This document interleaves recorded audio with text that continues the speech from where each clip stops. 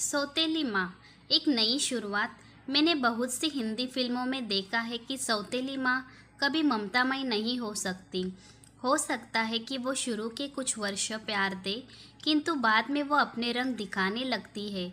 साजन को पक्का विश्वास था कि उसकी सौतेली माँ भी जल्दी ही निर्दयी हो जाएगी, जैसे सिंड्रेला की कहानी में उसकी सौतेली माँ थी। लगभग 1 साल पहले साजन की माँ का देहांत हो गया। उसके पिता उसका बहुत ध्यान रखते थे और कोशिश करते थे कि उसे कोई परेशानी न हो, पर उनकी भी अपनी सीमा थी। उन्हें अपने काम पर भी जाना होता था, अतः वे साजन और घर को कम समय दे पाते थे। साजन और उसके पापा मिलजुल कर घर के काम करते थे, किंतु फिर भी कमी रही जाती थी। उसके पापा सुबह जल्दी उठकर कपड़े धोते थे। नाश्ते में तो रोज़ बस दूध और ब्रेड ही होता था। उसके पापा दोपहर का खाना अपने दफ्तर में खाते थे और साजन किसी ढाबे पर। शाम को फिर दोनों बाप बेटे ढाबे पर जाकर खाना खाते थे। जब बात बर्दाश्त के बाहर हो गई तो साजन की रजामंदी से साजन के पापा ने एक बड़ी उम्र की महिला से शादी कर ली। उनके आने से सब कुछ पहले जैसे हो गया, लेकिन साजन के मन में तो चिंता थी। वो अपने मन में और अपने घर में उन्हें अपनी माँ का स्थान नहीं दे पा रहा था। उसकी दिन पर दिन साजन शैतान होता जा रहा था। एक दिन माँ ने उसे प्यार से समझाया कि गलत हरकतें मत करो। साजन से ये बर्दाश्त नहीं हुआ और उसने घर छोड़ने का निश्चय कर लिया। रात को जब सब सो रहे थे तो साजन चुपके से घर से निकल गया। रेलवे स्टेशन पर पहुंचकर वो प्लेटफॉर्म पर खड़ी ट्रेन में चढ़ गया। सुबह जब ट्रेन अपने गंतव्य स्थान पर पहुंची तो साजन चुपके से स्टेशन के बाहर निकल आया। इस अनजान शहर में उसके पास कोई जगह नहीं थी जहां वो जा सके। एक चाय वाले की नज़र उस पर पड़ी। वह समझ गया कि बच्चा घर से भागा हुआ है। वह उसे अपनी खोली में ले गया और उसे चाय नाश्ता करवाया। उसने मन में सोचा कि ये लड़का लोगों को चाय पहुंचाने में मदद कर सकता है।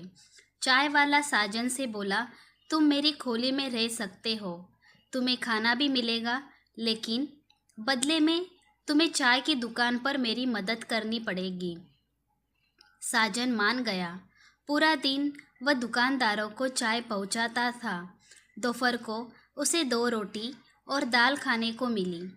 रात को 10 बजे चाय की दुकान बंद हुई, तब उसे फिर 2 रोटी और दाल खाने को मिली। उसे दुकान के बाहर ही सोने को बोला गया। अभी वो लेटा ही था कि एक कुत्ता जोर जोर से भौंकने लगा। शायद वह जगह उसके सोने की थी और वह नहीं चाहता था कि कोई और उसकी जगह पर सोए। साजन वहाँ से उठ गया और रेलवे स्टेशन के अंदर चला गया। प्लेटफॉर्म पर सन्नाटा छाया हुआ था। सिर्फ एक बूढ़ी औरत जमीन पर कंबल ओढ़े लेटी हुई थी। लगता था गहरी नींद में सो रही थी। साजन चुपचाप उसके कंबल में घुसकर सो गया। सुबह जल्दी उठकर साजन नित्य कर्म से निपटने गया। वापस आया तो उसे उस बूढ़ी औरत के आसपास भीड़ नजर आई। बुढ़िया के आसपास कुछ सिक्के भी पड़े थे। साजन को समझ नहीं आया कि माजरा क्या है। अचानक भीड़ में से एक आवाज़ उसके कान में पड़ी। बेचारी बुढ़िया लगता है कल रात ही मर गई थी। ये सुनकर साजन के शरीर में सिहरन दौड़ गई। ये सोच सोचकर वह डर गया कि पूरी रात वह एक मृत शरीर के पास लेटा रहा। अचानक उसे एक ट्रेन आती दिखाई दी। इससे पहले कि ट्रेन प्लेटफॉर्म पर पूरी तरह रुकती है, वह एक भीड़ भाड़ वाले डिब्बे में चढ़ गया। ट्रेन में बैठे बैठे उसने सोचा, क्या हुआ अगर वो मेरी सौतेली माँ है। उन्होंने आकर घर संभाल लिया है और उसकी और उसके पापा की ज़िंदगी आसान कर दी है। उन्होंने साजन को भी इसलिए समझाया था क्योंकि वे उसी का भला चाहती थी। अब उसे घर की अहमियत समझ आ गई थी और वह जल्दी से जल्दी अपने घर, अपने माता पिता के पास पहुंचना चाहता था। उसने अपने मन को समझा लिया, माँ तो माँ है, सगी या सौतेली से कोई अंतर नहीं पड़ता।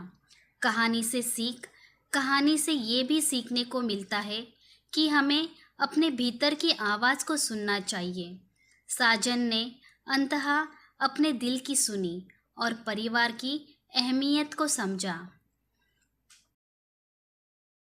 दोस्तों, उम्मीद करती हूँ कि आपको हमारी कहानी पसंद आई होगी। कहानी पसंद आई है तो वीडियो को लाइक करें, चैनल पर नए हैं तो चैनल को सब्सक्राइब करें और हाँ, नोटिफिकेशन बेल आइकन को ज़रूर दबाइए ताकि अगले अपडेट सबसे पहले आपको मिले। तब तक के लिए धन्यवाद।